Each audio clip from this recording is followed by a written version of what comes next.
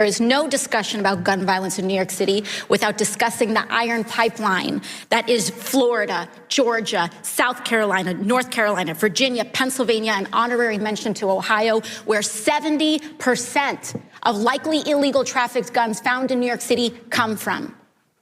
There's no discussion about gun violence in Chicago without talking about Indiana.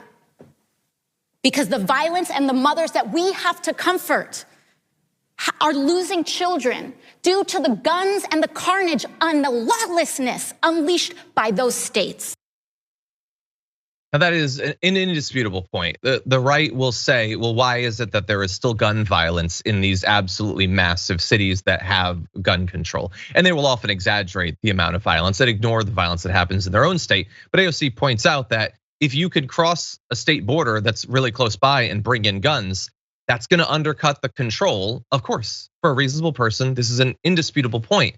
And even them bringing up that point, pointing to these cities, is intended explicitly to distract from the other indisputable point, which is that we have way too much gun violence, as a matter of fact, here in the United States. And in this clip that we're gonna show you here, she points out the difference between the United States and basically every other country on the face of the earth. Between 2009 and 2018, how many school shootings did the United States have? 288. 288. Now let's look globally. Our G7 partners, Canada, France, Germany, Italy, Japan, and the United Kingdom, combined, how many school shootings did those countries have? 50 times more. In almost 10 years. 288 versus 5. This is not normal. 100%. Again, and look, all of what we've seen from right-wing politicians and media since Uvalde and before, because of course we have mass shootings and we have school shootings just constantly, is just designed to distract from the fact that we have the shootings and other countries don't. And they will continually point to variables that we should shift that they don't, like this, they have the same thing over there. Like it cannot be video games when other places have video games. Grand Theft Auto can't have caused it when people play Grand Theft Auto in every country across the face of the earth. They have porn everywhere. They have fatherlessness, as we'll get to with Louis Gohmert. They have all of these things in every state. The one thing they don't have in every other state around the world is a massive amount of easy to attain at the drop of a hat assault rifles. Jordan, what do you think? That's it.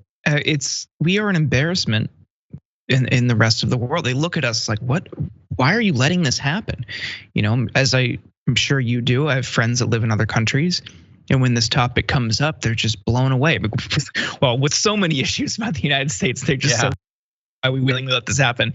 Between healthcare, gun violence, even just like military recruiting in schools. That's another thing that they just like can't comprehend, that we let military recruiters into high schools.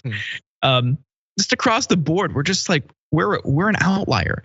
And Republicans have done a really good job convincing people that this uniqueness is what makes us great, when really it's what makes America so awful.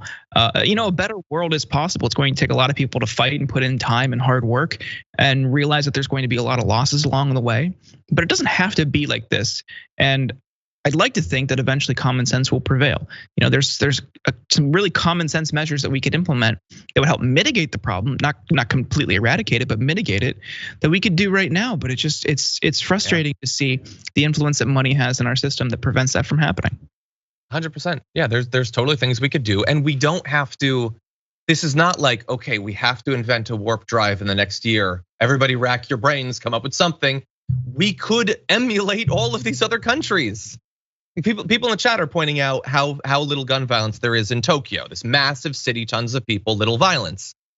If you were to believe someone like a Lauren Boebert or a Marjorie Greene, the fact that there's strict gun control in Tokyo is irrelevant because you can just get a gun.